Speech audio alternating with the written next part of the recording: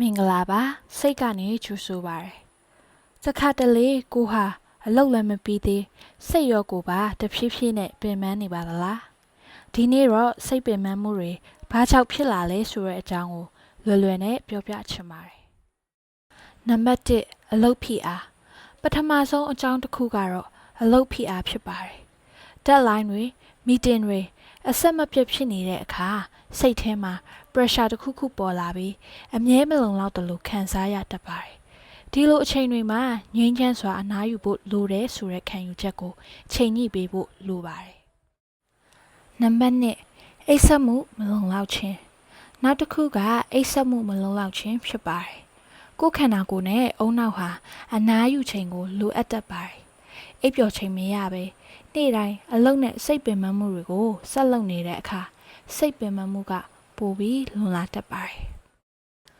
နံပါတ်3စိတ်ထိခိုက်မှုတခြားတစ်ခုကတော့စိတ်ထိခိုက်မှုပါကိုအမြဲအဆင်ပြေစေဖို့ကြိုးစားနေတာ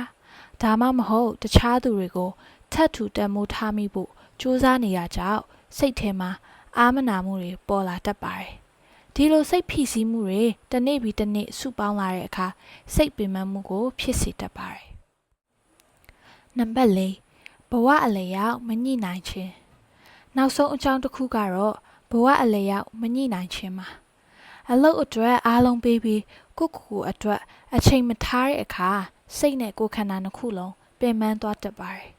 balance မရှိရင်စိတ်ကျန်းမာရေးမှာအလွန်အကျွံထိခိုက်နိုင်ပါတယ်ဒါဆိုဘယ်လို short ချနိုင်မလဲနေ့တိုင်းအနည်းဆုံးမိနစ်1နာရီလောက်ကိုယ့်အတွက်အချိန်ထားပါ breathing exercise ကိုလုပ်ပါကိုယ်လက်လှုပ်ရှားမှုတွေလုပ်ပါအိပ်စက်ချိန်ကိုဂရုစိုက်ပါအလုပ်နဲ့ကိုယ့်ဘဝကို balance လုပ်ဖို့ကြိုးစားပါစိတ်ပင်ပန်းမှုတွေဟာအားလုံးမှာဖြစ်နိုင်တဲ့အရာပါဒါပေမဲ့အကြောင်းအရင်းကိုနားလည်ပြီးကိုဂရုပြုနိုင်ရင်စိတ်ကျန်းမာရေးကိုပြန်လည်တည်ငြိမ်စေနိုင်ပါတယ်အခုဗီဒီယိုကမင်းရဲ့နေ့စဉ်ဘဝမှာအနည်းငယ်မှသာကူညီနိုင်မယ်လို့မျှော်လင့်ပါတယ်